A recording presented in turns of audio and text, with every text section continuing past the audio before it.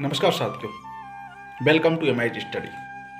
हिंदी साहित्य में एक ही बहुत बड़ा नाम है रामधारी सिंह दिनकर। भारत भूमि के पहले राष्ट्र कवि दिनकर जी को पूरी महाभारत में कर्ण जैसा पात्र कोई नहीं लगा, इसीलिए उन्होंने कर्ण के लिए एक पूरा महाकाव्य तैयार कर दिया जिसका नाम है रश्मिरथी। आज रश्मिरथी की चर्चा करते हैं जब कर्ण और सर्प के बीच एक संवाद होता है।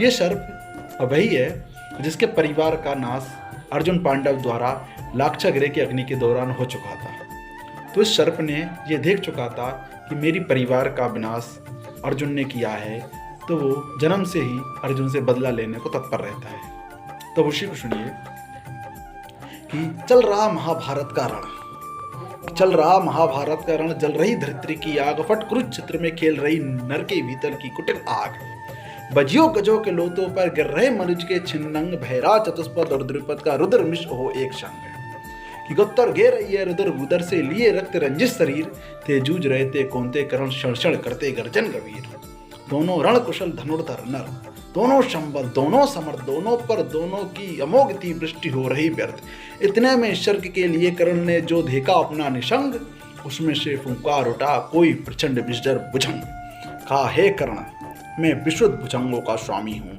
जन्म से पार्थ का शत्रु तेरा प्रबल हितकामी हूँ, कर कृपा चढ़ श्रभ पर मुझे परत तक जाने दे, इस महाशत्रु को अभी यही इस बंधन में मुझे सुलाने दे, कल बमल गरल जीवन भर का संचित प्रतिशोध उतारूंगा, तू मुझे सहारा दे बढ़कर मैं भी पार्थ को मारूंगा।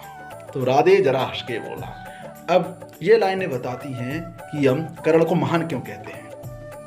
कि राधे जरा हंस के बोला, रे कुटिल बात क्या कहता है, जेका समस्त साधन नर की ये बाहों में रहता है, उस पे भी सर्पों से मिलकर मैं मनुज से युद्ध करूं, जीवन भर जो निष्ठा पाली उसके आचरण के विरुद्ध करूं।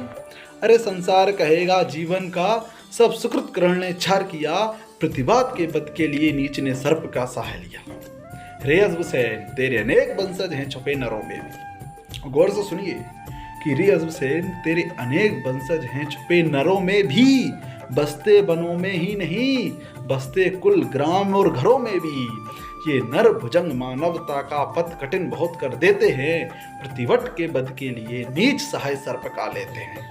अर्जुन है परम शत्रु पर वह सर्प नहीं नर ही तो है, संघर्ष सनातन नहीं शत्रुता इस जीवन भर ही तो है, जो भाग मनुज का सहज शत्रुता मित्र ना मेरी पा सकता, मैं किसी हेतु भी ये कलंक अपने सर नहीं लगा सकता। तो ये था कर्ण और सर्प के बीच संवाद। इसमें कर्ण को पता था कि ये अज़बसेन नामक सर्प एक बार में पार्थ का वध कर देगा, फिर भी उसने सर्प का सहाय नहीं लिया। इससे यह सिद्ध होता है कि कर्ण ही एक ऐसा योद्धा था जो कि अपने मित्रता के लिए धर्मपथ को भी नहीं ठुकराया। धन्यवाद।